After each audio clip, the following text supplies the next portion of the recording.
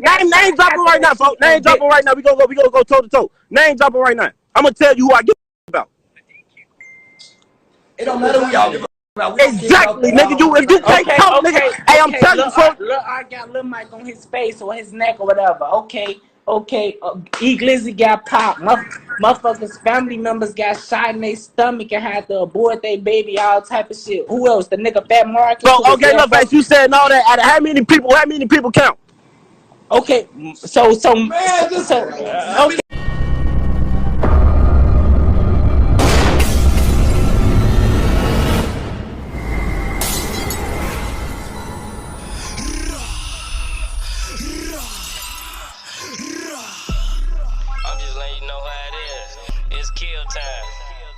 But generally speaking, what's happening on social media and what's happening in music videos that are on YouTube, particularly in the drill rap genre, it shows you what's happening in the city.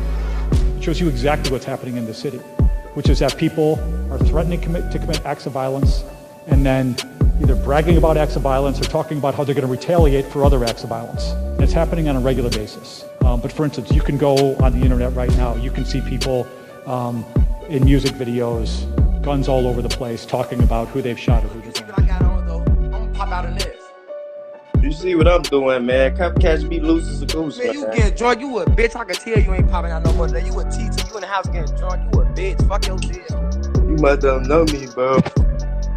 Nah, you don't know me. You new to this shit. Hey, look, come put that switch on me. Look, they in the comments.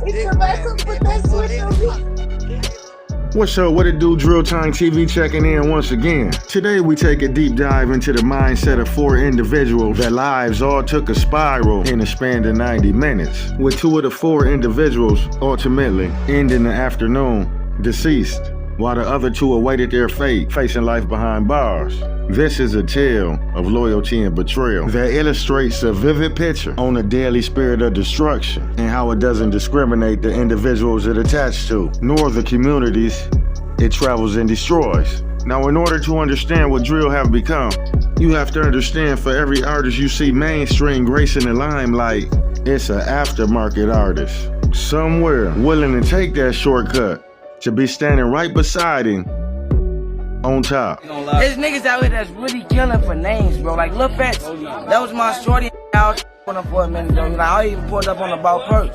He ain't never tried nothing to do with me, but he was just out here killing niggas for names, bro. Which brings us to Dewey 4. Dewey 4 was an upcoming artist out the rack, from Newski Gang 079 to be exact. The street saying he was in dirt good graces for various reasons and was possibly on his way to getting signed by OTF. At a young age, we living too fast. Let the window down and hop out, cause we own that. A lot of the fans was confused upon the connection between 800 Fatz and Newski Gang Dewey 4, being that the MCs don't fuck with nobody outside of their own and quick to slime you out like an episode of Nickelodeon. But 800 Fatz sent the chat off by insinuating 800 and 079 not clicking up. In fact, Lil Dewey is cuz. Talking about 800 079, man. This is my cousin, man. Chill out, man. They be so crazy. They ass be funny as hell, man. They be so crazy. Hey, you coming though, man? So you out here? Yeah, I'm out here, man. I'm getting off this little cocktail right now, man. You know I'm finna pop out though, for I ain't gonna fucking move. It's hot as hell. Like, how I feel out there? It feel good. I just told you I'm out here shorts on, man. Stop playing. You know I got this though. I was just finna ask you, where the fuck your mask at, man? I feel the niggas that's around trying to build a case. Shot the nigga who I hit the link with to play it safe.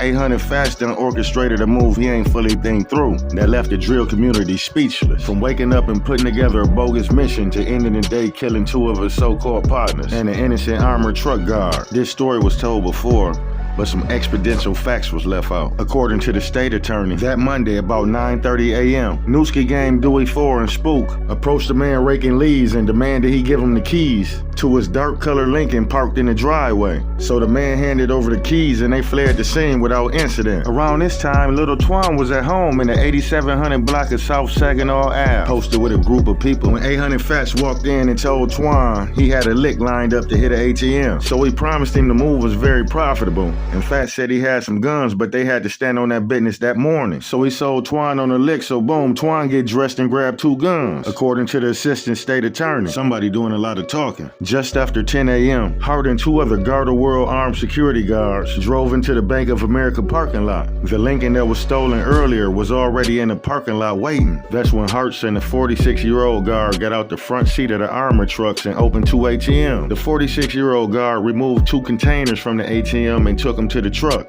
and refilled them with 50 to 80K. That's when 800 Fatz and Lil Twon popped out with poles and started approaching the 2 guards. Lil Twon tried to take the containers from the 46-year-old guard and they started rumbling. That's when the 3rd gunman walked up, Newski Gang Dewey, brandishing a rifle. Then all 3 of them opened fire on the security guards, hitting them both. Hart stumbled back to the armored truck and collapsed. That's when the 3rd armored truck driver popped out and started throwing shots in their direction. Whole time, 46-year-old guard still holding on to the cash for dear life. So after the guys weren't able to retrieve the cash, they ran back to the Lincoln and got themselves up out of there. Now remind you, all this was caught on surveillance footage from the bank. Hart suffered 3 GSWs to her chest and abdomen and was pronounced dead a short time later. The 46-year-old guard survived the attack, only suffering a gunshot wound to the abdomen. Shortly after the failed ATM robbery, a witness spotted 2 individuals jumping out the Lincoln into an Infiniti SUV. The witness retrieved the license plate number.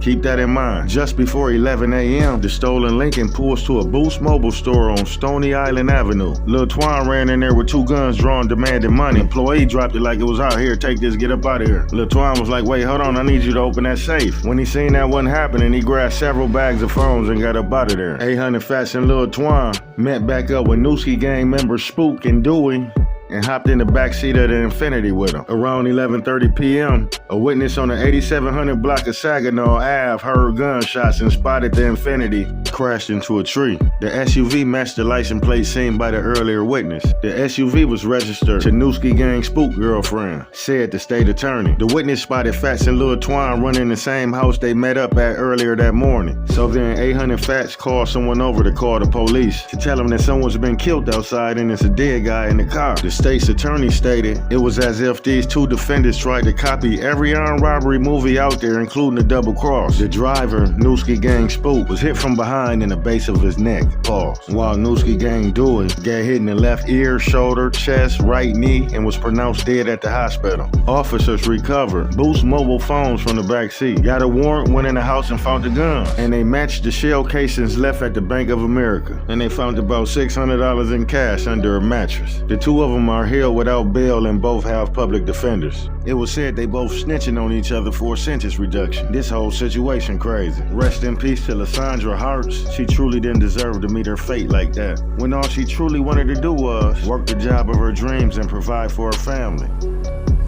Right, Erica, that 46-year-old guard is still at last check in critical condition. He and Hartz were doing a routine part of their job, one that can be very dangerous. In this case, it proved deadly. Friends and loved ones are stunned. I cannot believe that. I don't even know how to process that. To learn LaShonda Hartz died doing a job she wanted and worked for. Her name is still on the mailbox at the home she used to rent from Venus, London. We always encouraged her as a family to just pursue her dreams, and she did. She said she was going to do it, and she made that happen. That was something she really aspired to do. The 47-year-old worked for armored car company Garda, making a delivery to a Bank of America Monday morning near 83rd and Holland Road. They started loading cash into an ATM when police say 2 to 4 masked men approached, demanding money.